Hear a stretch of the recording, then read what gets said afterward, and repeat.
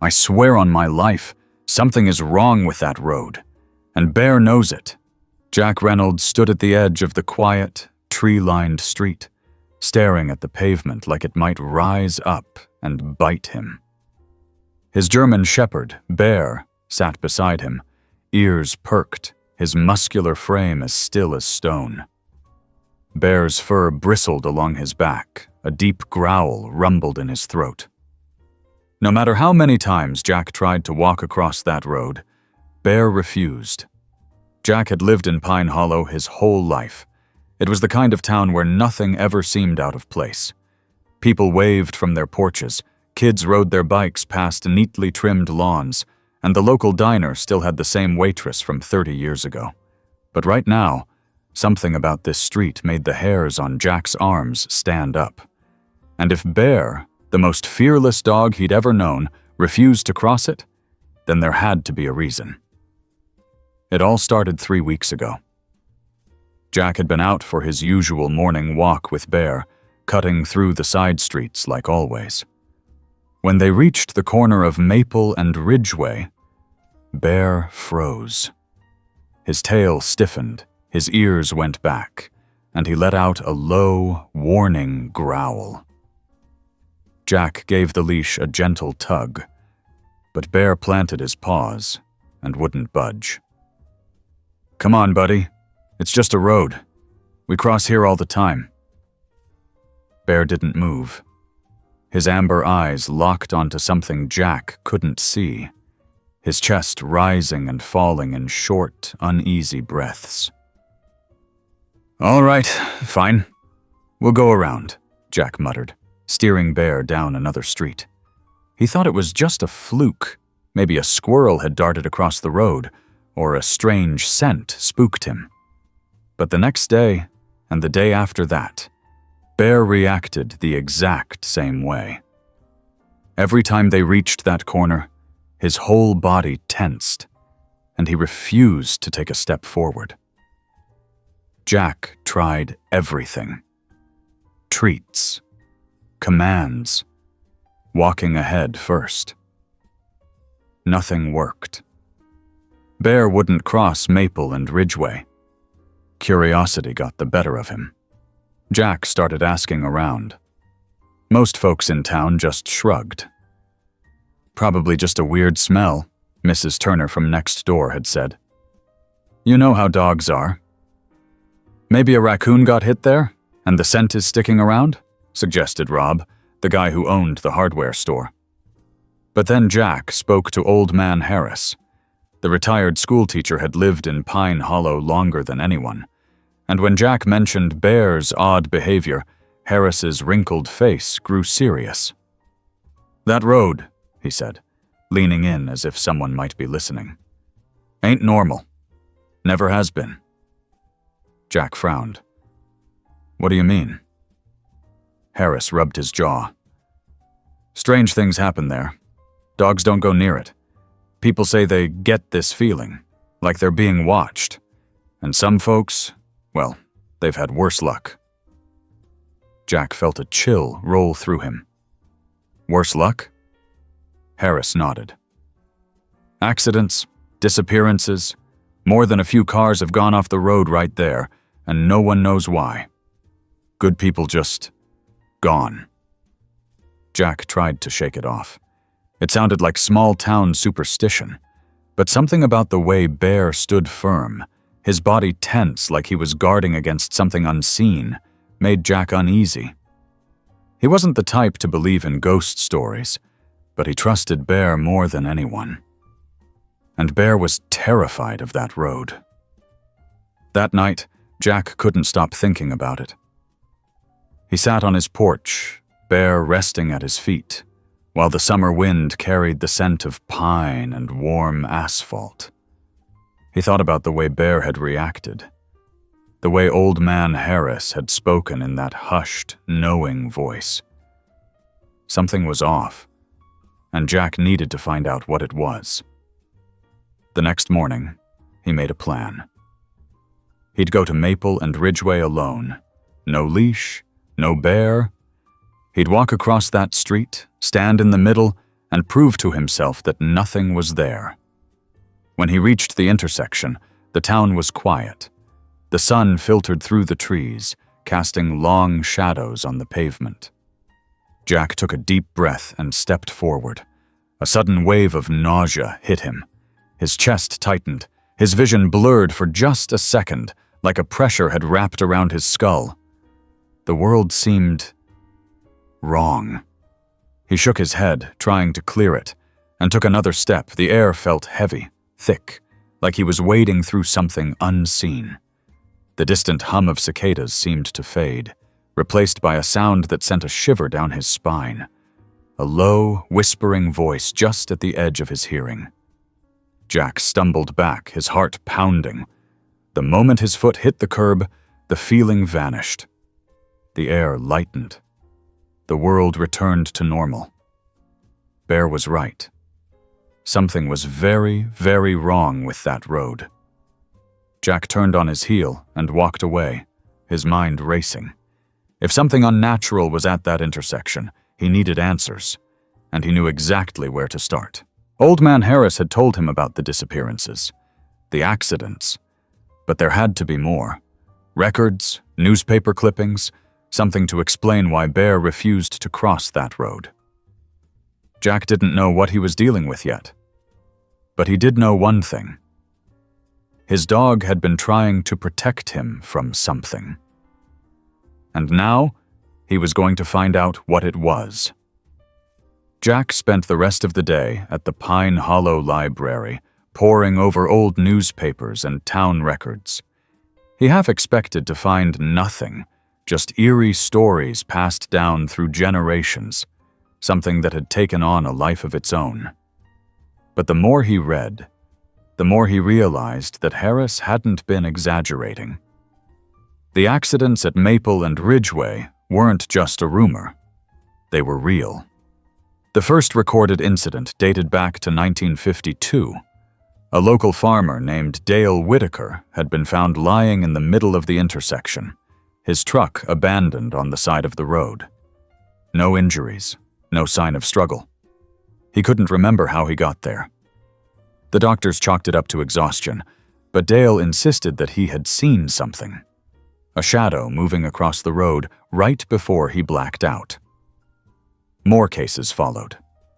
In 1968, a teenage girl disappeared while walking home from the diner. Her footprints led straight to the center of the road and then vanished. Her family searched for weeks, but she was never found. In 1985, a delivery driver lost control of his truck at the same spot. He survived the crash, but was never the same again. People said he woke up screaming in the middle of the night, talking about something watching him from the trees. Jack leaned back in his chair, exhaling. The list went on.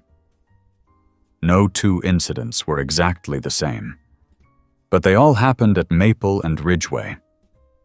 And there was one detail that kept coming up, over and over.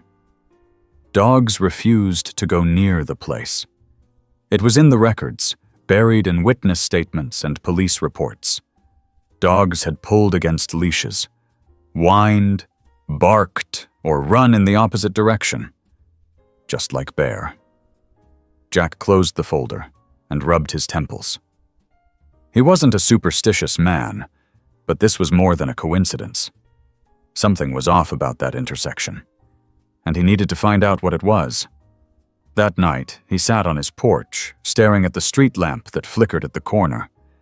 Bear lay beside him, his ears twitching in the quiet. Jack reached down, scratching the dog's head. "You knew before I did, didn't you?" he murmured. Bear's tail thumped once, but his eyes stayed fixed on the road. Jack sighed. He could feel it now, that sense of something lurking just out of sight. He had felt it the moment he stepped into the middle of the road. The pressure, the nausea. Something was there, and he wasn't about to let it stay a mystery.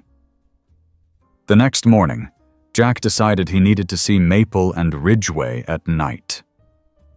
Maybe it was crazy, but he wanted to know if the feeling was stronger in the dark. He grabbed a flashlight, his old camping knife, and Bear's leash. The dog wouldn't cross the street, but Jack still wanted him close. He had never ignored Bear's instincts before, and he wasn't about to start now. By the time he reached the intersection, the town was asleep. The street was quiet, the only sound the occasional chirp of crickets. Jack clicked on his flashlight, the beam cutting through the darkness.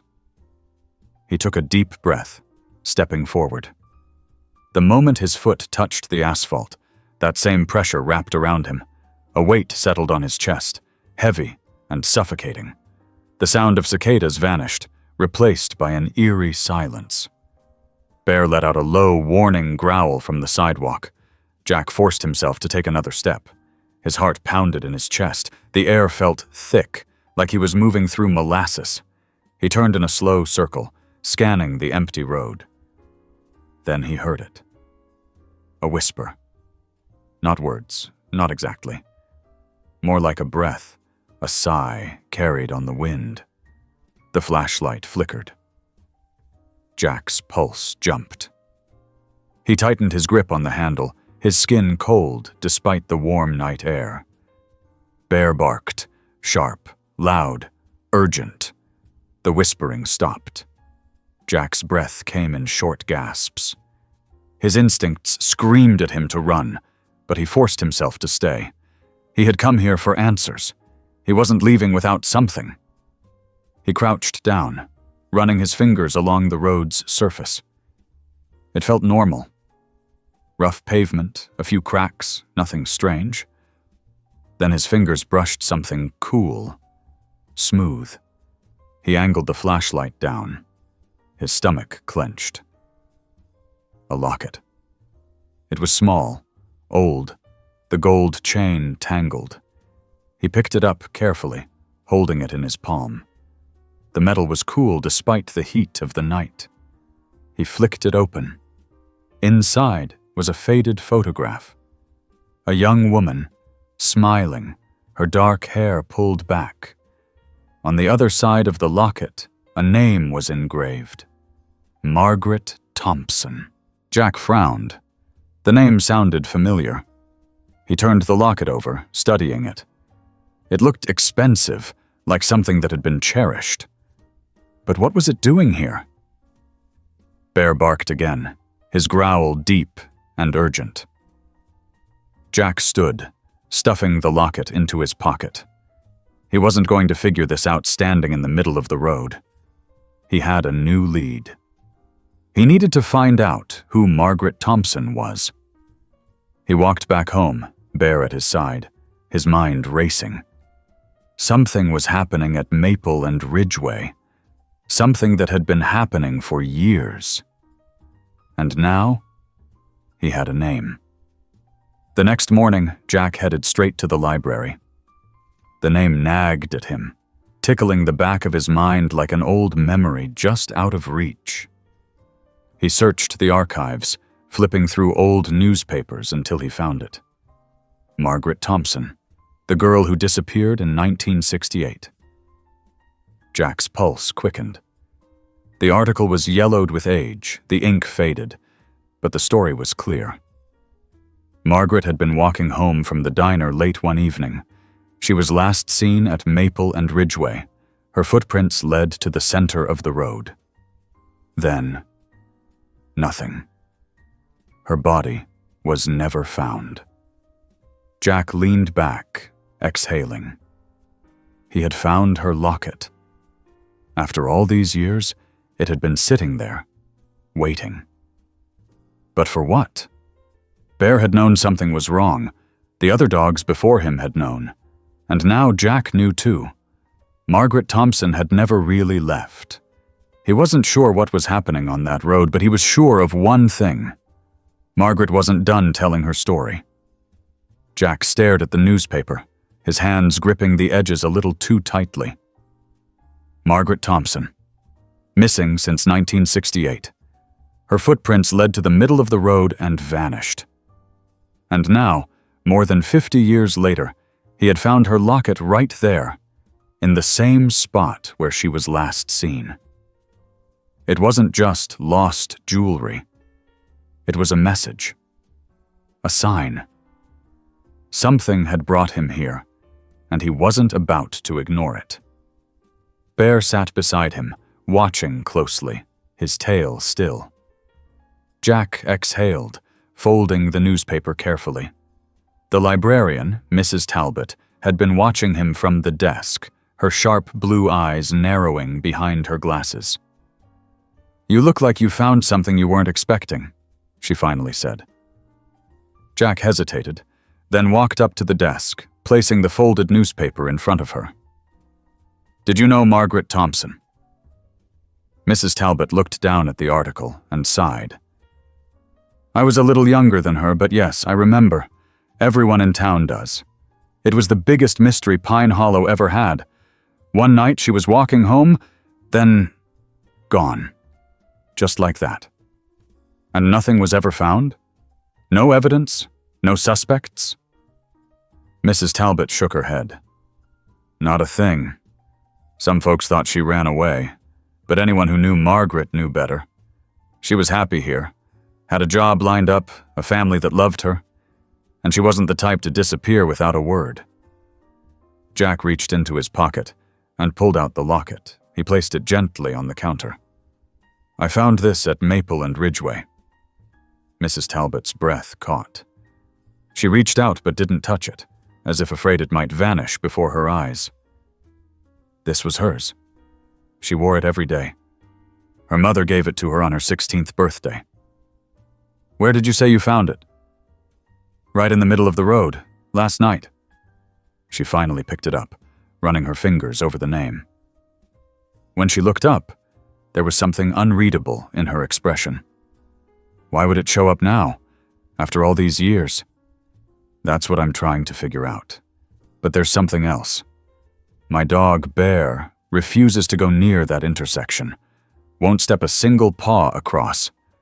And I felt it too when I walked onto the road, like something was watching me, like the air changed. Have you ever heard of anything like that? Mrs. Talbot's lips pressed together. You're not the first one to say that. Over the years, people have talked about it. Dogs acting strange, feeling sick or uneasy when they step onto that road. But nothing ever came of it. Folks stopped talking about it after a while, just called it a bad spot. Jack glanced at Bear. It's more than that. Margaret's locket was there for a reason. I think whatever happened to her that night, something's still there, something unfinished. Mrs. Talbot hesitated, then sighed. If you really want to know more, you should talk to Margaret's brother, Frank. He still lives in town, out by the old mill road. He never got over losing her.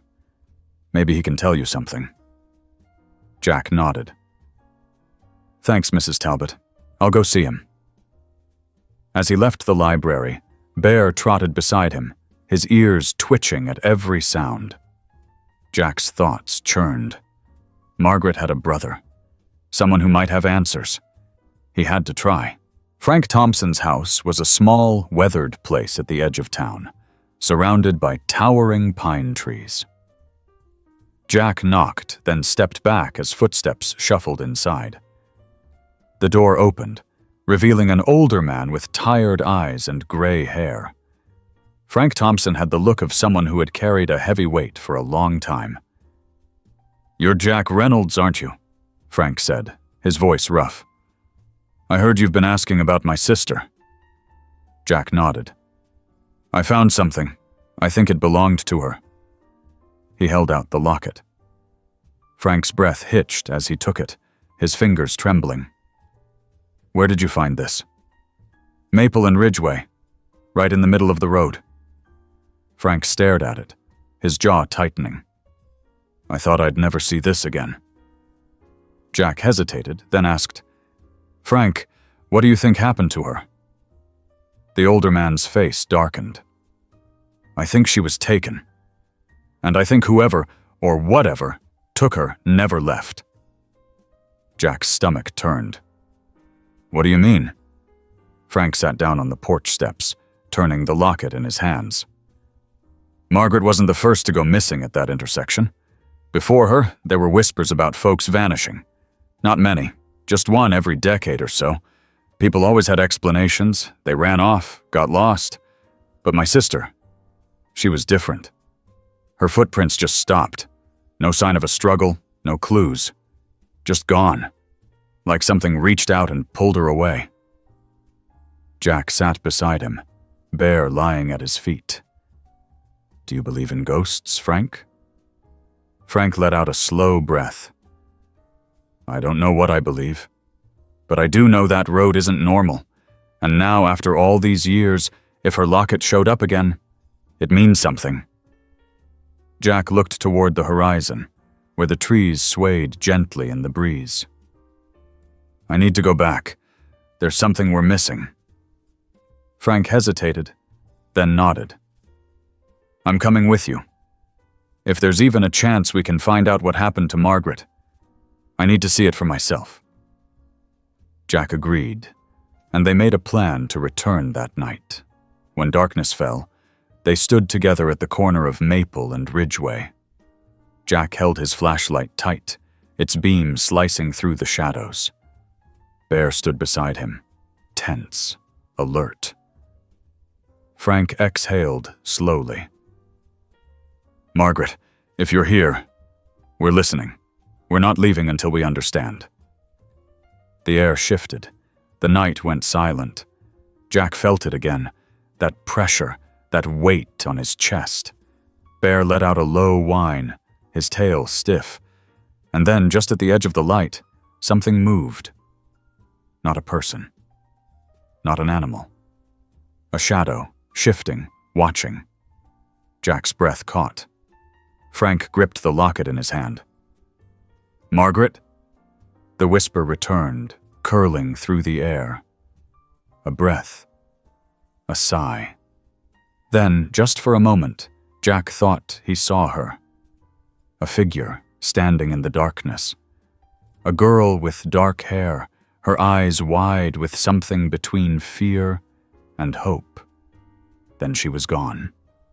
The night held its breath, and Jack knew, deep in his bones, that the mystery of Maple and Ridgeway was only just beginning. Jack stood frozen, his breath coming in sharp bursts. The air around him felt thick, charged with something unseen, something that made the fine hairs on his arms rise. He wasn't the kind of man who scared easily, but what he had just seen, or thought he had seen, made his stomach twist. The shadow. The girl. Margaret. Frank clenched the locket tightly, his face pale even in the dim glow of the flashlight. "Did you see her?" he whispered. His voice carried an edge, like he was afraid of the answer. Jack nodded slowly. "Yeah, just for a second. But she was here. I know she was." Bear let out a low, uneasy growl, his body stiff. Jack felt the tension rolling off him, and that alone was enough to confirm it. His dog never reacted like this unless something was wrong. Frank swallowed hard. "She's trying to tell us something. After all these years, she's still here." Jack glanced back at the road. The wind had picked up, rustling the trees lining the street. The night felt heavier now, like the darkness had taken on weight, pressing against him. "We need to figure out why. Something's keeping her here." Frank exhaled shakily. "I don't know if I want to know, but I have to." Jack understood that feeling, the pull of needing to uncover the truth, even if it was something no one else wanted to face. He turned back toward town. "Come on, let's go back to my place. I have some old maps of Pine Hollow. Maybe they can tell us something about this spot." Frank hesitated, but nodded. As they walked back, Bear stayed close, his ears twitching at every sound. Jack kept his flashlight trained ahead, scanning the darkness. The town was quiet at this hour, just a few porch lights flickering in the distance. When they reached Jack's house, he pulled open the door and let Bear in first. The dog sniffed the air before settling down near the couch, still on edge. Jack pulled out a box from his closet, setting it on the kitchen table. "I picked these up a few years ago at an estate sale. Thought they were interesting, never had much reason to look through them until now." Frank sat down, rubbing his hands together before reaching for a folded map. The paper was yellowed, fragile with age. Jack unfolded another, scanning the faded ink. "Here," Jack said, pointing. "This is Maple and Ridgeway. But look at this. Before the town expanded, this wasn't just another intersection. It used to be the entrance to something." Frank leaned in, squinting. "What does that say?" Jack traced the faded lettering. "Blackwood Cemetery." Frank's fingers curled over the edge of the table. "A cemetery? There was never a cemetery there." "Not anymore," Jack muttered. "But that doesn't mean it wasn't there before. Looks like the town built over it. They probably moved the bodies, or at least, they thought they did." Frank's face darkened. "You think Margaret's disappearance has something to do with that?" Jack stared at the map. "I don't know. But if they built over an old graveyard and something was left behind, something forgotten, maybe that's what's been causing all of this. The accidents, the disappearances, the way dogs won't go near it. And maybe Margaret got caught up in whatever it is." Frank leaned back, his expression heavy with thought. "So what do we do? We can't exactly dig up a road." Jack exhaled. "No, but we can find out what happened to the cemetery. There must be records of it somewhere. We just need to know where to look." Frank hesitated. "I might know someone. There's an old church on the outskirts of town. My sister and I used to go there when we were kids. If there are any records of the cemetery, they'd be there." Jack nodded. "Then that's where we go next." The drive out to the church was quiet. The road wound through thick woods, the headlights cutting through the darkness. Jack could feel the weight of the night pressing in on them, but he kept his focus on the road. Bear sat in the back seat, his ears up, eyes alert. Frank didn't speak much, just stared out the window as if lost in memories. When they arrived, the church was dark, but a light flickered inside the rectory next door. Frank knocked, and after a few moments an older man answered, his sharp blue eyes narrowing as he took them in. "Frank Thompson? Haven't seen you in years." "Hey, Father Brennan," Frank said, clearing his throat. "Sorry for showing up so late, but we're looking for some old records. Something about Blackwood Cemetery. Do you know if the church has anything on it?" Father Brennan frowned. "Blackwood Cemetery? That's a name I haven't heard in a long time. Give me a moment." He disappeared inside, leaving them waiting in the cool night air. When he returned, he carried a thick, dusty book. "This is the oldest record we have on it. The cemetery was closed in the 1920s when the land was repurposed. The town claimed they moved the graves, but..." Jack caught the hesitation in his voice. "But what?" Father Brennan sighed. "There were rumors that some of the bodies were never relocated, that mistakes were made, or worse, that some graves were left untouched. The town wanted to move forward. No one wanted to dwell on the past. But those kinds of mistakes, they have consequences." Frank swallowed. "And Margaret? Do you think—" The priest closed the book. "I don't know, son. But if you found her locket there after all this time, maybe she's trying to tell you something. Maybe she was never meant to leave." Jack's stomach tightened. If Margaret was still bound to that place, if something had kept her from moving on, then they had to find a way to help her. Father Brennan studied them for a long moment before speaking again. "If you really want answers, you need to go back. And this time, you need to listen." Jack glanced at Frank. "We'll go at first light." The priest nodded. "Be careful. Some things don't like being disturbed." Jack wasn't sure if he believed in ghosts, but he did believe in unfinished business, and Margaret's story wasn't over yet. The morning sun had barely started to rise when Jack and Frank returned to Maple and Ridgeway. The air was still, carrying the scent of damp earth and pine. The town remained asleep, unaware of what they were about to do. Bear walked at Jack's side, his nose twitching at the ground, his ears up and alert. He wasn't growling this time, but his entire body remained tense. He could sense something was different. Jack parked the truck a short distance away, his fingers tightening on the wheel before he let out a slow breath. "We're doing this now, before we start second-guessing ourselves." Frank nodded, his gaze locked on the intersection. "If Margaret's still here, we need to find out why." Jack grabbed his flashlight and the map they had found, the one marking the cemetery that used to be here. The paper was fragile, its corners worn, but it showed exactly what they needed to see. According to the records, the cemetery had been small, just over 24 graves, but no one could say for sure if every body had been moved when the land was repurposed. Given the history of accidents and disappearances, Jack had a sinking feeling that something had been left behind. "Let's start with the old boundary lines," Jack said, tracing a finger over the map. "If any of the original graves were missed, they'd be somewhere around here." Frank pulled in a slow breath, adjusting his grip on the locket in his hand.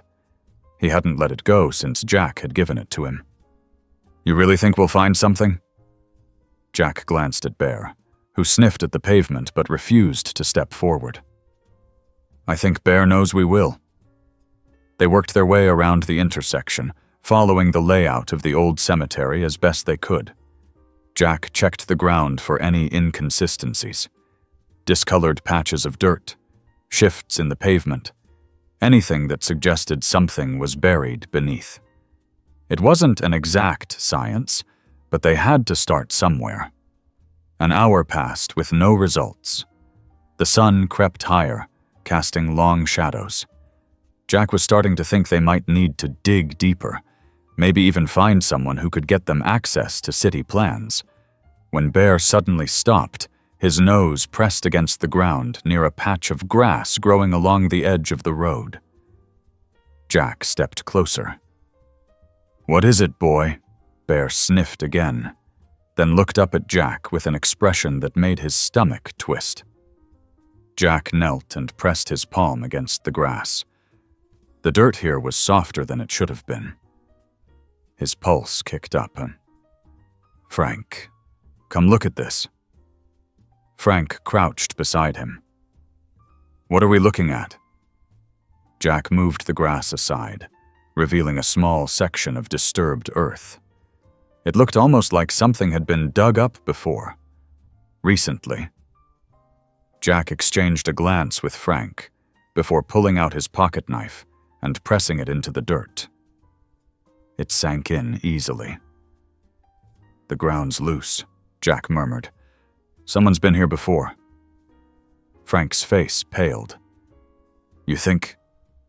Before he could finish his sentence, a gust of wind swept through the intersection, sudden and sharp. The air turned cold, the same unnatural stillness pressing in on them. Bear let out a soft whimper and backed up, his body low to the ground. Jack swallowed hard. "We're not alone." Frank clutched the locket. "Margaret, if this is you, we're listening." The air grew heavier. The trees lining the road swayed without a breeze. And then, in the silence, came the sound of footsteps. Soft, hesitant, but unmistakable. Jack turned sharply, scanning the area with his flashlight, but there was no one there. Frank's breathing turned shallow. "Jack, look." Jack followed his gaze and felt his throat tighten. The ground where they had just been investigating was shifting. The dirt trembled, small pieces of grass lifting as if something beneath was pushing up. Bear barked, snapping at the air, but Jack barely noticed. He reached for Frank's arm, pulling him back. "Step away." The earth continued to shift. Then, slowly, impossibly, something began to rise from the dirt. A shape, long buried but not forgotten. Jack's heart pounded as the outline of a wooden box became clear. "It's a coffin," Frank whispered. Jack could barely breathe. The wood was old, rotted in places, the nails rusted. It had been underground for decades, yet here it was, forcing its way to the surface. The realization hit him like a truck. This grave had never been moved. "Margaret," Frank's voice broke. "This is you, isn't it?" The air pulsed, an unseen force pressing against them. Jack clenched his jaw and forced himself forward, brushing dirt away from the top of the coffin. The wood was cracked, but through the gaps he could see something inside. Fabric. A dress, faded and torn with age. A skeletal hand resting gently over it. Jack's chest tightened. She was here the whole time. Frank's face was unreadable, his hands gripping the locket so tightly his knuckles turned white. They never moved her. They just paved over the cemetery and left her here. All these years, she was alone. Bear sat silently beside them, his head bowed slightly, as if he understood what they had uncovered. Jack exhaled, a deep, shuddering breath. This is why she never left. She was waiting for someone to find her. Frank wiped at his eyes before nodding. Then let's make sure she's finally put to rest the right way. They called the authorities. It was a long process. Police, forensic teams, historians digging into the records. The town was shaken by the discovery, the truth about Maple and Ridgeway finally coming to light. The cemetery had been forgotten, but Margaret had never truly left. Days later, she was properly laid to rest. This time, with her family beside her. Jack stood next to Frank at the gravesite, watching as they lowered the casket, this time in a proper burial ground. The weight that had hung over the intersection for decades seemed to lift, the air feeling lighter than it had in years. Even Bear, who had always refused to go near that road, sat calmly at Jack's side, his tail flicking once against the grass. Frank let out a slow breath, his fingers brushing over the locket once more before he stepped forward and placed it on the grave. "She's home now." Jack nodded. "Yeah, she is." As they turned to leave, a gentle breeze swept through the trees, carrying a soft whisper with it. Not of fear, not of pain, but of peace. Jack sat on his porch that evening, Bear stretched out beside him, eyes half closed, but still alert. The past few days had been a whirlwind, between the discovery of Margaret's resting place, the investigation, and the weight of everything they had uncovered. He hadn't had much time to process it all. But now, as the sky turned deep shades of orange and purple, the town seemingly settling into its quiet rhythm again, he finally let himself breathe. Frank had gone home after the burial, a quiet goodbye exchanged between them. Jack knew the man needed time. He had spent most of his life wondering what happened to his sister. And now, after all these years, he finally had an answer. But answers didn't erase the pain. They only made it easier to carry. Jack ran a hand through his hair, glancing down at Bear. "You knew something was wrong before any of us did. Guess I should have listened sooner." Bear let out a soft huff, his tail flicking slightly. Jack reached down, scratching behind his ears. "You still won't cross that road, though, will you?" even after everything?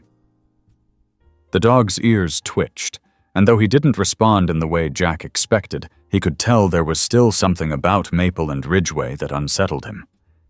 Maybe Margaret had been put to rest, but something still lingered. Jack could feel it too, like an echo of the past refusing to fully let go. He leaned back, staring up at the sky.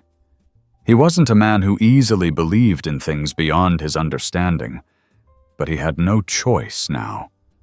He had seen too much, felt too much, and the question still nagged at him. Why had this all happened now? Margaret had been there for decades, forgotten beneath the pavement, and yet it was only now that she had made her presence known.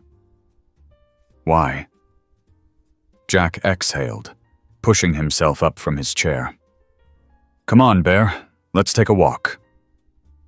The German shepherd stretched, then trotted to his side, ready as always. Jack didn't head toward Maple and Ridgeway. He knew better than to push Bear into something he wasn't ready for. But he did take a slow walk through town, his thoughts churning. The streetlights flickered on as he passed, casting long, soft glows against the sidewalks. Pine Hollow was a quiet place, the kind of town where people left their doors unlocked, where everyone knew each other's names. But it had its secrets. He knew that now more than ever. He found himself walking toward the library. Maybe it was instinct. Maybe it was unfinished business.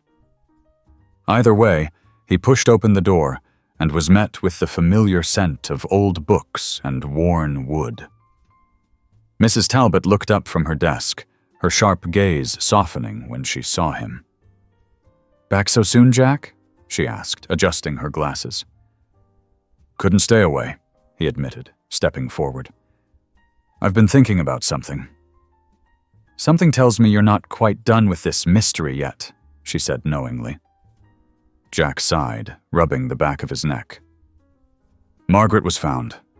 She was buried properly, but I can't shake the feeling that there's more to it.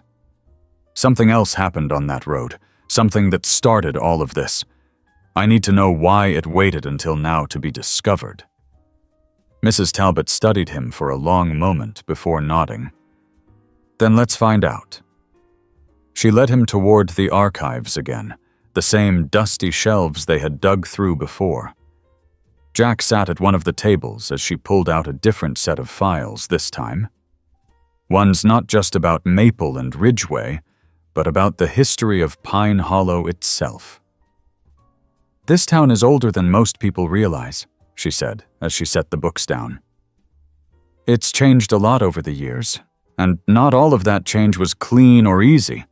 There were decisions made that people don't talk about anymore. But the past has a way of surfacing, especially when it's been buried." Jack flipped open the first book, scanning through pages of old records, faded photographs, and handwritten notes. Pine Hollow had once been a much smaller settlement, growing rapidly when the railway expanded nearby. There were stories of land disputes, families forced to move, and just as Father Brennan had told them, records of cemeteries being repurposed. Then, near the back of the book, he found something that made his breath catch. A ledger, dated 1922, listing names of those buried at Blackwood Cemetery. Names that had supposedly been relocated. Except 2 names were crossed out. Jack traced his finger over the ink. Margaret wasn't the only one. Mrs. Talbot leaned over, adjusting her glasses. "That can't be right. This list was supposed to be a complete record of the cemetery before the land was developed. If names were crossed out, it means someone tried to erase them." Jack's stomach turned. Who else was left behind? He flipped through more pages, searching for any mention of the names. It wasn't easy. Whoever had done this had made sure there was almost nothing left. But then, tucked between old building permits and land deeds, he found something. A single newspaper clipping, barely held together at the edges. It was dated 3 years before Margaret disappeared. Local worker. Dies in unsolved accident near Maple and Ridgeway. Jack scanned the article, his pulse quickening. The man's name was Thomas Whitaker. A laborer, part of the team that had been responsible for repaving the roads. According to the report, he had been found lying in the middle of the street late one night. No signs of injury, no explanation for why he was there. Just like the others. Whitaker, Jack muttered. I've seen that name before. Mrs. Talbot frowned. Dale Whitaker. He was the farmer who collapsed in the same spot back in 1952. He survived, but he was never the same after that. Jack leaned back in his chair. This isn't a coincidence. Margaret wasn't the first person connected to that road. Something's been happening there for a long time, and it started when the cemetery was disturbed.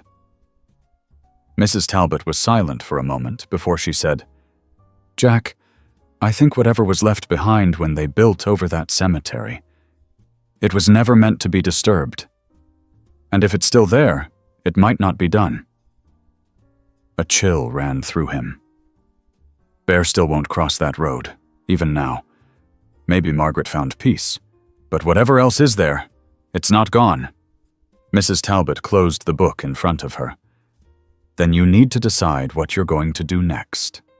Jack exhaled slowly, feeling the weight of the past pressing down on him.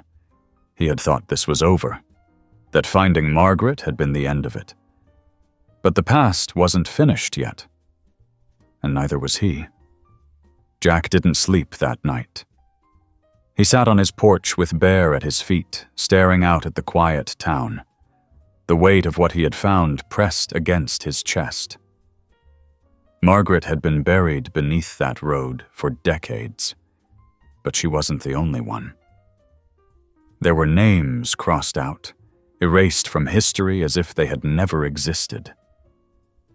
And then there was Thomas Whitaker, the worker who had died near the same spot years before. Margaret vanished. It was a pattern. A long, unsettling pattern that no one had noticed, or maybe no one had wanted to see.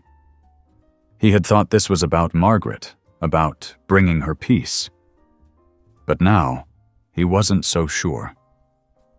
Something else was buried in that road. Something older. Something unfinished. And he wasn't sure it was done with him yet.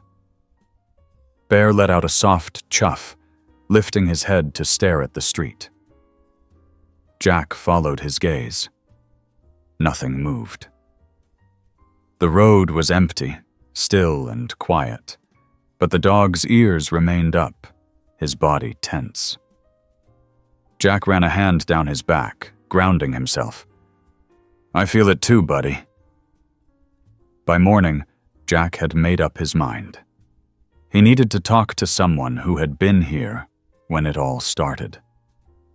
Old Man Harris was the only one left who might remember what had happened back when the cemetery was still standing. If anyone knew the truth, it would be him. Harris lived on the far edge of town, in a house that looked like it had been standing since before Pine Hollow had roads. Jack pulled up to the sagging porch, cutting the engine. Bear sat up in the passenger seat, watching as Jack stepped out. He had only met Harris a few times, mostly in passing, but the old man had always carried the air of someone who had seen more than he cared to admit. Jack knocked twice, stepping back as footsteps shuffled inside. The door creaked open a sliver, and Harris peered out, his sharp eyes scanning Jack before flicking toward Bear in the truck. "Didn't expect to see you here," Harris said, voice gravelly with age. "Come about that road, I take it?" Jack nodded.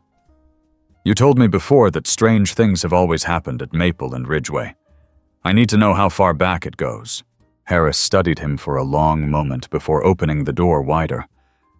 "Might as well come in then." Inside, The house smelled like old wood and dust, the air thick with the scent of time. Jack followed Harris to a worn kitchen table, the old man moving slow but steady as he pulled out a bottle of whiskey and 2 glasses. He poured himself a measure, then glanced at Jack before pouring a second and pushing it toward him. "Ain't every day someone comes asking about things most folks try to forget," Harris said, taking a sip. "But I suppose you wouldn't be here if you hadn't already seen too much." Jack took the glass, but didn't drink. "Margaret Thompson wasn't the first person to disappear there, was she?" Harris let out a slow breath. "No, son, she wasn't." Jack leaned forward. "Who was?" The old man stared at his glass for a long moment, as if weighing the words in his mind. "You ever hear about the Whitaker family?" Jack nodded. "Dale Whitaker collapsed there in '52, and Thomas Whitaker, he was found dead near the same spot 3 years before Margaret vanished." Harris's lips pressed together. Before them, there was another. John Whitaker died in 1922. Jack frowned. "That's the same year the cemetery was supposedly moved." Harris let out a humorless chuckle. "Supposedly. That's the word, ain't it? But back then no one asked questions when a man died on the job. John was one of the workers who helped clear the land. Some say he was the one who put the final nail in the last coffin they moved. Others say he was the one who found the graves they never touched. Either way, he died right there on that road. Heart attack, they said. But folks who were there claimed his face was frozen in terror when they found him, like he'd seen something that stopped his heart dead." Jack's fingers tightened around his glass. "And after that?" "After that, things got worse." Harris's voice dropped. "People got hurt, disappeared. First it was just whispers, bad luck. But then came Dale in '52. Then Thomas. Then Margaret. And after a while, folks just started avoiding the place altogether. Didn't matter what the town built over it. Didn't matter how many times they repaved it. The road never let anyone forget." Jack swallowed. "Why didn't anyone do anything? Why didn't the town investigate?" Harris let out a bitter laugh. "Investigate what? Bad luck? Ghost stories? You think the town wanted to dig up a road and admit they paved over their own history? People like to move forward, son. They like to pretend the past don't matter, until it comes back for 'em." Jack exhaled, rubbing a hand over his jaw. "So what happens now? Margaret's gone. She's at rest. But my gut tells me this isn't over." Harris studied him, eyes sharp despite his years. "No, it ain't. Margaret was trying to tell you something, but she wasn't the only one buried there. If the road ain't done with you yet, it means there's still something left behind. Something still waiting." A chill ran through Jack. "Then how do I stop it?" Harris took another slow sip of his drink before answering. "You don't stop something like this, son. You either uncover the truth, or you get buried with it." The words hung in the air long after Jack left the old man's house. He drove back through town, Bear silent beside him, his amber eyes watching the road ahead. The sun was starting to dip behind the trees, casting long shadows across the pavement. When Jack pulled up to Maple and Ridgeway, he parked but didn't get out. He sat there, staring at the empty street, the way the light stretched across the asphalt like reaching fingers. He could feel it again, the weight in the air, the whisper of something unseen just beyond the edges of his vision. Harris was right. The past didn't stay buried, and whatever was left here wasn't done with him yet. Jack didn't leave his truck right away. He sat there, gripping the wheel, eyes locked on the road ahead. The sun had fully dipped beneath the horizon now, and the streetlights buzzed to life, casting a dim glow across Maple and Ridgeway. Bear sat stiffly in the passenger seat, ears up, eyes tracking something Jack couldn't see. The dog didn't growl, didn't bark. But he was watching. Always watching. Jack let out a slow breath and forced himself to step out. His boots crunched against the pavement as he made his way toward the center of the intersection. The air felt heavier here, like it always did. Something pressed against his chest, invisible but undeniable. "You're still here, aren't you?" he muttered under his breath. He wasn't sure who he was talking to, Margaret, Thomas Whitaker, or something older. Maybe all of them. Maybe none of them. Bear refused to step off the curb, but his gaze stayed fixed on Jack. The dog had led him this far, had known before anyone else that something was wrong. And now, Jack had a decision to make. He crouched down, rustling his fingers over the asphalt. The place where Margaret's locket had been found was just a few feet away. The dirt they had uncovered when her body was found had since been replaced. The road patched up, but the weight of it remained. If Margaret's spirit had been restless, what about the others? What about Thomas Whitaker? Dale? John? Jack exhaled sharply and stood, turning back toward his truck. He wasn't going to find answers by standing here, waiting for ghosts to whisper in the wind. He needed something real, something solid. If people had been buried here and forgotten, there had to be more than just old records and rumors. There had to be proof. He drove back into town, heading straight for the Pine Hollow Historical Society. The small building sat between the town hall and the post office, a modest space with large glass windows displaying old photographs of Pine Hollow's early years. Jack knew the woman who ran it. Madeline Hart, a retired schoolteacher with a passion for preserving history. If anyone had records that the town didn't want people to see, it would be her. The door was locked when he arrived, but the lights inside were still on. He knocked twice and waited. A moment later, the door cracked open, and Madeline peered out, eyes narrowing when she saw him. "Jack Reynolds," she said, her voice sharp. "I suppose you're here about that road." Jack blinked. "You know?" She sighed and stepped back, motioning for him to enter. "Come in before someone sees you." Jack didn't hesitate. The inside of the Historical Society smelled like old paper and dust, the walls lined with filing cabinets and shelves stacked high with records. Madeline shut the door behind him and crossed her arms. "You're not the first one to come looking for answers about that place," she said. "But you might be the first one willing to do something about it." Jack straightened. "So you know about the cemetery? About the people who were left behind?" Madeline nodded. "I've spent years digging through records, piecing together what I could. The town erased a lot of it, buried it under paperwork and new developments. But the truth doesn't just disappear. It lingers. It waits." Jack rubbed a hand over his face. "And what's the truth?" Madeline walked over to a filing cabinet and pulled out a thick folder. She laid it on the table and flipped it open, revealing old photographs, faded newspaper clippings, and handwritten notes. "Blackwood Cemetery was never just a cemetery," she said. "Before it was officially marked as burial grounds, that land was something else entirely. A gathering place, a site where people performed rituals. Some say it was sacred, others say it was cursed. Either way, when the town decided to build over it, they didn't just disturb graves, they disturbed something older." Jack's stomach twisted. "You're saying this goes back further than 1922? "Much further," Madeline confirmed. "There are records, oral histories passed down, of strange occurrences on that land dating back to the 1800s. People who went missing, voices in the woods, lights where there shouldn't be any.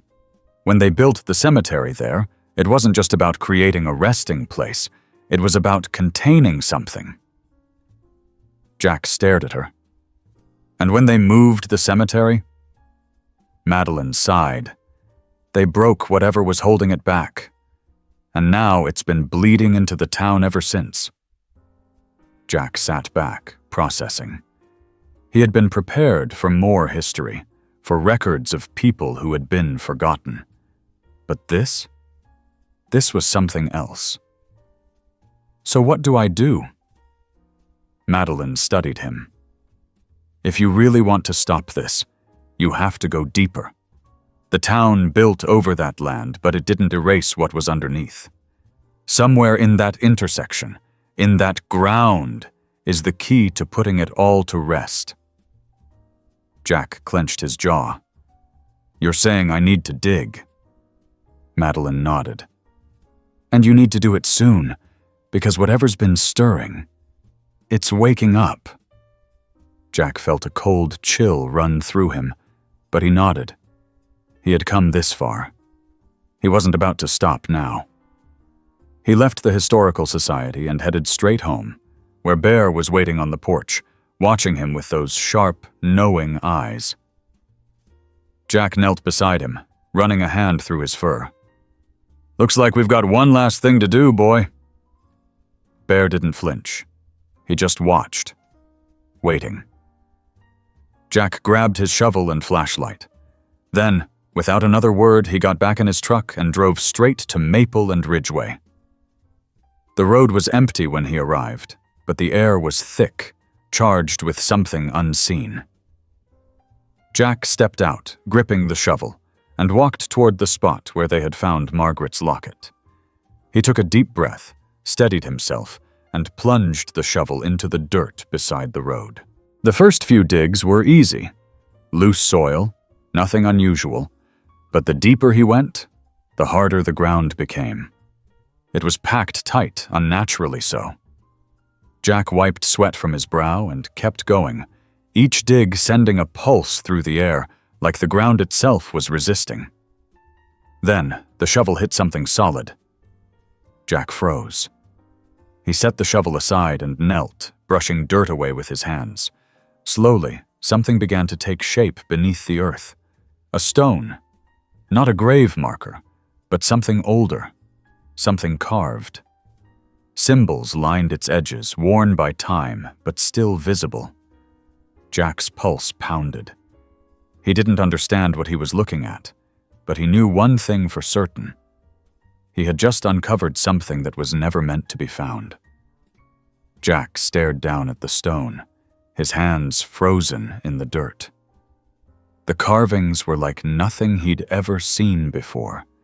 Symbols that twisted and curved in ways that felt unnatural, as if they were meant to confuse the eyes.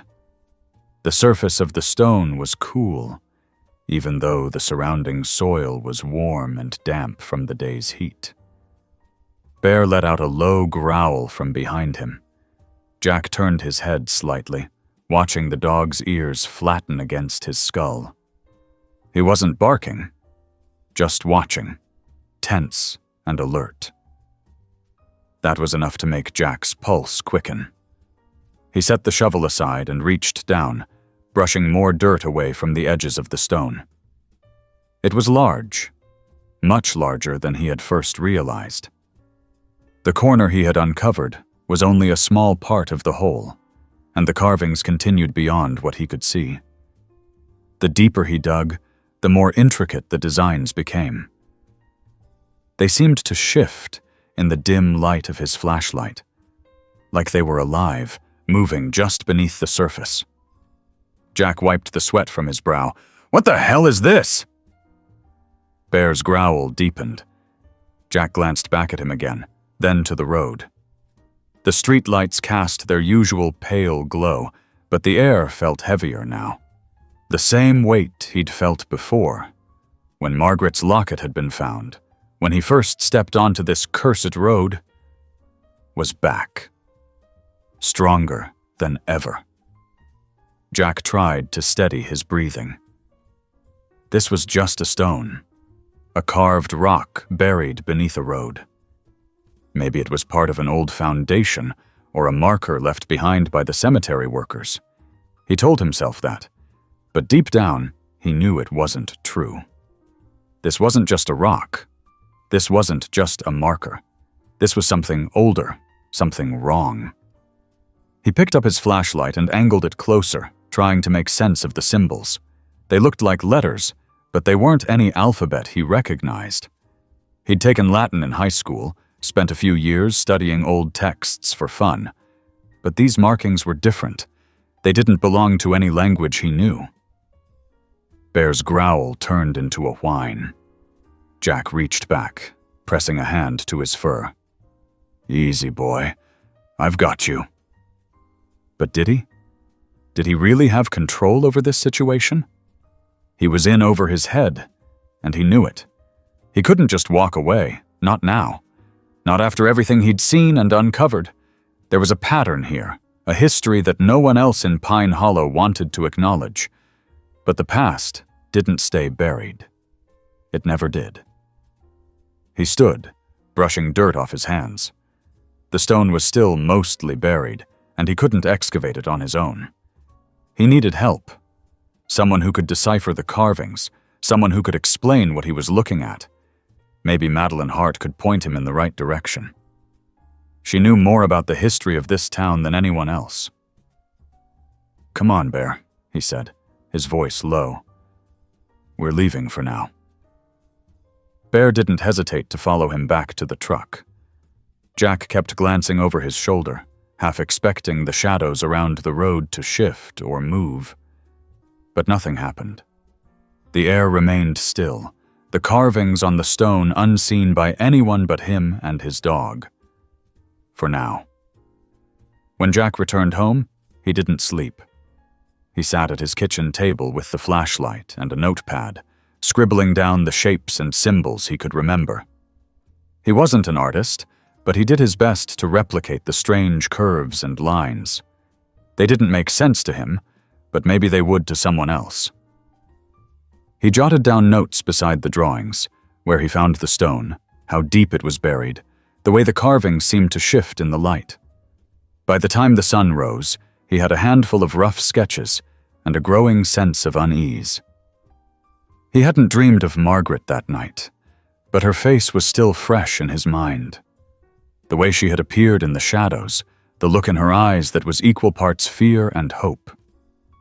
She had been trying to tell him something, and now he was closer to understanding what it was. Closer, but not there yet. When the Historical Society opened later that morning, Jack was waiting at the door. Madeline raised an eyebrow at him, but she didn't seem surprised. "Couldn't stay away, could you?" she asked, stepping aside to let him in. "I found something," he said without preamble. "Buried beneath the road. A stone with carvings on it. Symbols. I need to know what they mean." Madeline tilted her head, curiosity flickering across her face. "Carvings?" Jack handed her the notepad with his sketches. She studied them in silence, her brows furrowing. After a long moment, she shook her head. "I've seen a lot of old symbols, but these, I don't recognize them. They don't match anything in the local archives, at least not that I've come across." Jack's shoulders slumped slightly. "So I'm back at square one." "Not necessarily," she said, setting the notepad down. "Just because I don't recognize them doesn't mean there aren't answers. It just means you'll have to dig a little deeper." "How?" Jack asked, frustration creeping into his voice. "If you've never seen these symbols before, and the records don't mention them, where do I even start?" Madeline's gaze turned thoughtful. "You need someone who specializes in ancient texts and forgotten languages. Someone who can look at these symbols and tell you what they mean." Jack let out a short laugh. "Where am I supposed to find someone like that?" "There's a professor at the State University," Madeline said. "Dr. Evelyn Carter. She's an expert in obscure writing systems, the kind of thing most people wouldn't bother studying. If anyone can make sense of these symbols, it's her." Jack hesitated. The idea of going to a professor, laying out what he'd found, felt like admitting just how far in over his head he was. but he didn't have a choice. If these symbols held the key to understanding what had happened at Maple and Ridgeway, then he had to follow the lead. Madeline scribbled down a name and number on a scrap of paper. "Call her. Tell her what you found." Jack took the paper, tucking it into his pocket. "Thanks. Just be careful," Madeline said, her voice low. "Whatever you've uncovered, it's been buried for a reason." Jack nodded, but he didn't respond. He wasn't sure what he was walking into, but he knew he couldn't turn back now. Not when he was this close to the truth. Jack took the slip of paper from Madeline and left the Historical Society feeling a mix of anticipation and dread. He hadn't thought much beyond finding the truth about Maple and Ridgeway, but now that he was heading down this road, it felt less like solving a mystery and more like unraveling a curse. Bear waited by the truck, his ears perking up when Jack stepped outside. He gave the dog a quick pat on the head before climbing into the driver's seat. The State University wasn't far, just over an hour's drive, and Jack spent the entire ride running through what he'd say to Dr. Carter. How was he supposed to explain what he'd found without sounding crazy? A buried stone, symbols no one recognized, an intersection that made people disappear. None of it sounded reasonable when he said it out loud. But he wasn't looking for reasonable. He was looking for answers. Bear stayed alert in the passenger seat, watching the landscape pass by. The university's campus emerged in the distance, sprawling and dotted with trees that were just starting to turn with the season. Jack parked near the library and walked toward the history department, following the directions Madeline had scribbled down. Dr. Evelyn Carter's office was tucked away at the end of a quiet hallway. The door was slightly ajar, and Jack could see stacks of books and papers covering every surface. He knocked lightly, and a voice from inside called, "Come in." Dr. Carter was younger than Jack had expected, probably mid-30s, with dark-rimmed glasses and a sharp, no-nonsense demeanor. She looked up from her desk, pen still in hand, and raised an eyebrow. "You must be Jack Reynolds," she said, setting her pen down. Madeline Hart called ahead. "Said you found something interesting." Jack pulled the sketches from his pocket and handed them over. "I uncovered this at a road in Pine Hollow. I was told you might recognize the symbols." Dr. Carter studied the drawings, her brow furrowing. She reached for a book on her shelf, flipping through pages as she compared the sketches. "These are unusual," she murmured. "Not quite Latin, not Greek, not any common script I've seen. They have some characteristics of early runic alphabets, but the shapes don't match any known set." Jack leaned forward. "What does that mean?" Dr. Carter glanced up. "It means these symbols might predate what we typically consider ancient writing systems. They could be proto-script, something that existed before formal alphabets were standardized. If that's the case, they're rare. Very rare." Jack's pulse quickened. "Can you read them?" She shook her head. "Not without more context. Proto-scripts are often undeciphered because they don't follow the patterns of later writing systems. We don't know the sounds they correspond to or what language they come from. I can tell you they're not decorative. These were meant to convey information." Jack's stomach churned. Information about what? Dr. Carter tapped a finger on the edge of the sketch. "From the little I can tell, these kinds of symbols were often tied to rituals, markings left on ceremonial sites. They could signify protection, warnings, or boundaries. In other words, this stone might have been placed to keep something in or keep people out."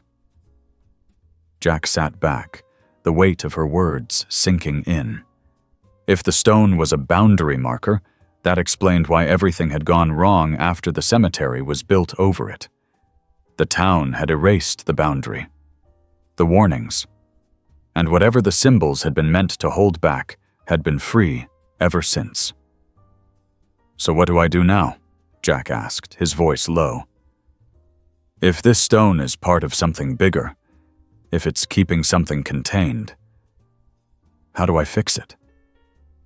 Dr. Carter took off her glasses and rubbed her temples. "I wish I had a simple answer. Without more artifacts, more inscriptions, it's impossible to say what the symbols were protecting against.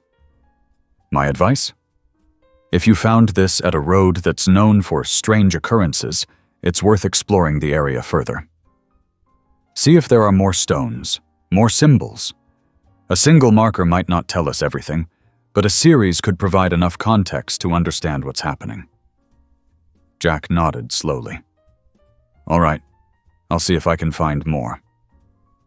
As he stood to leave, Dr. Carter added, "Be careful, Mr. Reynolds. Proto-scripts like these often come with myths, legends, and while they're just stories to most people, sometimes there's truth buried in the old tales." Jack glanced back at her, the weight of her words settling heavily. "Thanks, Doc. I'll keep that in mind." He left her office, his mind racing. If the symbols on the stone were part of a larger boundary, then he had to find the rest. Bear trotted alongside him as they returned to the truck. Jack looked down at his dog and let out a sigh. "Guess we're not done digging." Back at Maple and Ridgeway, the air felt colder than before. Jack grabbed his shovel and flashlight, stepping onto the road as Bear followed a few steps behind. He went back to the spot where he had uncovered the first stone and started digging again, widening the hole, searching for more carved edges. The hours passed in tense silence. Each shovel full of dirt felt heavier than the last. Jack kept going, convinced that if there was one marker, there had to be more. He was right. By nightfall, he had unearthed another stone. This one was smaller, but had the same symbols carved into it. The patterns matched, forming a continuous design. The lines and curves felt deliberate, as if each symbol was part of a larger puzzle. Jack studied it by the beam of his flashlight, his breath visible in the chill air. He placed the smaller stone beside the first, trying to make sense of the alignment. Bear sat a few feet away, watching quietly. The dog didn't growl or whine this time. Instead, he stayed perfectly still, his eyes fixed on the stones as if he understood their importance. Jack set the shovel down and wiped his hands on his jeans. 2 stones, both marked with ancient symbols. If Dr. Carter was right, these were boundary markers, placed here to hold something back. Whatever had been buried here had been disturbed when the cemetery was built. And now, it was his responsibility to put it right. He scanned the ground around him, wondering how many more stones lay hidden beneath the surface. How long would it take to find them all? What would happen if he did? The questions were endless, but one thing was clear. He wasn't going to stop until he had the answers. Bear let out a soft chuff, drawing Jack's attention. The dog's ears were up, his body tense but calm. Jack nodded. "Don't worry, boy. I've got this." But deep down, Jack knew that he was only beginning to uncover the true depth of the mystery. The road had held its secrets for decades, longer even, and now it was starting to give them up. Each new stone, each symbol, brought him closer to understanding what had happened on Maple and Ridgeway. And Jack was determined to see it through, no matter what it took. Jack worked through the night. The cold crept into his bones, but he didn't stop. With each shovel full of dirt, he uncovered another fragment of the past, another piece of the puzzle. The second stone was followed by a third, then a fourth. Each was carved with the same intricate symbols, their lines and curves weaving together like threads in a tapestry. The design grew more complex with every new discovery, the patterns becoming clearer and yet more baffling. By the time dawn broke, the intersection was surrounded by scattered piles of dirt, unearthed stones, and Jack's scattered notes. Bear sat at the edge of the excavation, his eyes never leaving Jack. The dog didn't growl or whine, but his watchful presence gave Jack a strange sense of reassurance. It was as if Bear understood what they were doing, as if he knew how important it was. Jack stepped back, wiping the sweat from his forehead and squinting in the morning light.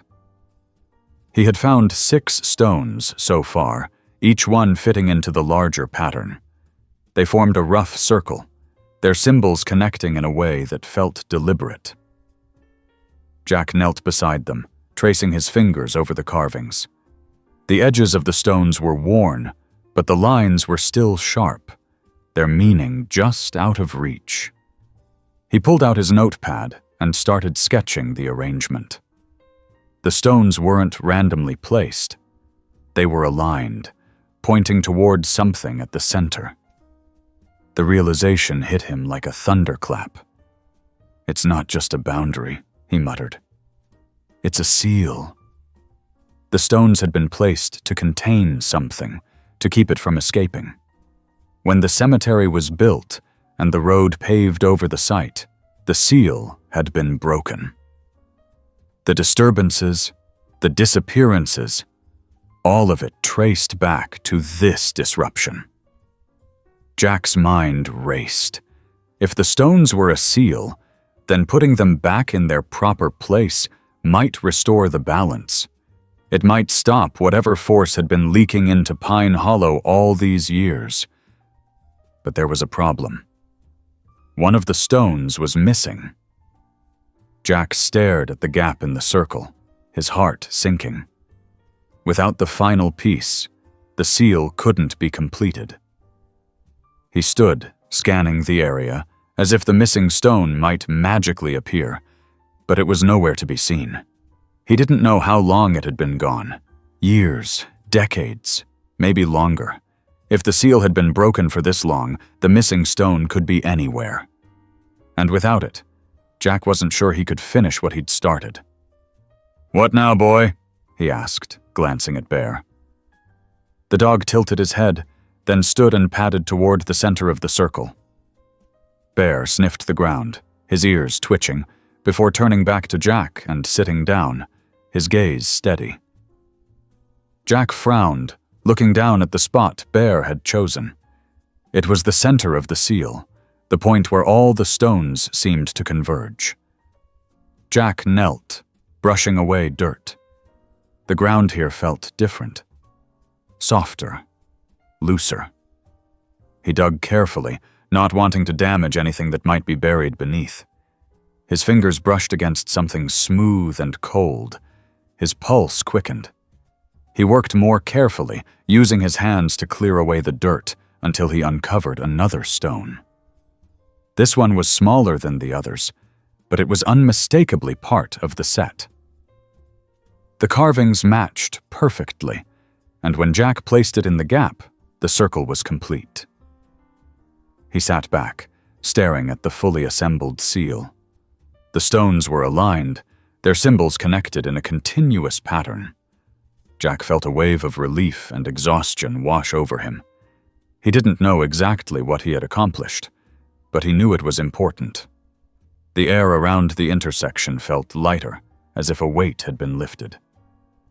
Bear let out a low huff, then laid down beside the circle. Jack smiled faintly, running a hand over the dog's head. "We did it, boy." The days that followed were quiet. The strange occurrences around Maple and Ridgeway stopped.